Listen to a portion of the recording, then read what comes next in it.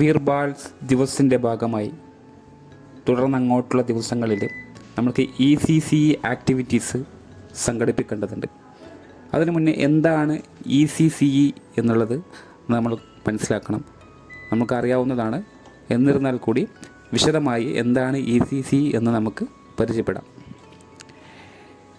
ECCE എന്ന് പറഞ്ഞു കഴിഞ്ഞാൽ early childhood care and education എന്നാണ് അതിൻ്റെ പൂർണ്ണനാമം. കുറേയധികം ആക്ടിവിറ്റീസ് ECCE നമുക്ക് കണക്കാക്കാം.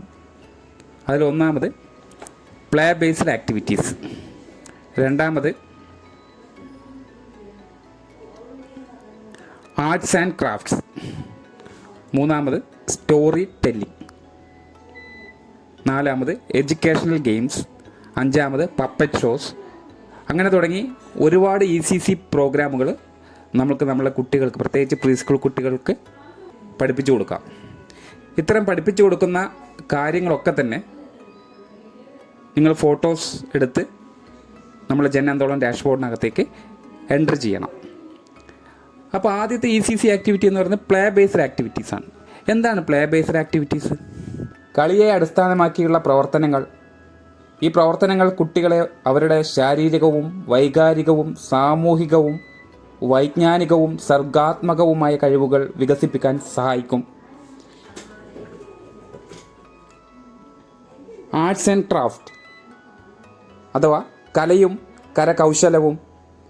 കുട്ടികൾക്ക് മാർക്കറുകൾ ഉപയോഗിക്കാനും കത്രിക ഉപയോഗിച്ച് പ്രവർത്തിക്കാനും അല്ലെങ്കിൽ ശില്പങ്ങൾ നിർമ്മിക്കാനും ആവശ്യമായ പ്രവർത്തനങ്ങൾ അവരുടെ മികച്ച കഴിവുകൾ വികസിപ്പിക്കാൻ സഹായിക്കുന്നു. എന്താണ് കഥ പറച്ചിൽ? വിദ്യാർത്ഥികളെ ഇടപഴകാൻ സഹായിക്കുന്ന ഒരു പ്രവർത്തനമാണ് കഥ പറച്ചിൽ. അതിൽ വിവിധതരം ആശയങ്ങൾ, വിഷയങ്ങൾ ഉൾപ്പെടുത്തിക്കൊണ്ട് കുട്ടികളോട് കഥകൾ സംസാരിക്കുന്നതിന് വേണ്ടി നമുക്ക് പറയാം. വിദ്യാഭ്യാസ ഗെയിമുകൾ അതൊരു ECCE ആക്ടിവിറ്റിയാണ്. വിദ്യാഭ്യാസ ഗെയിമുകൾ വിദ്യാർത്ഥികളെ ഇടപഴകാൻ സഹായിക്കും. അതുപോലെ തന്നെ പപ്പറ്റ് ഷോകൾ, അത് വളരെ രസവും ആവേശകരവുമാണ്. അത് കുട്ടികളിലെ തന്നെ സൗഹൃദം ഊട്ടിയുറപ്പിക്കുന്നതിന് വേണ്ടി സഹായിക്കും. ഇത്തരത്തിലുള്ള ECCE ആക്ടിവിറ്റി അഥവാ early childhood care and education ആക്ടിവിറ്റീസാണ് നമ്മൾ അംഗനവാടികളിൽ നടത്തിക്കൊണ്ടിരിക്കുന്നത്.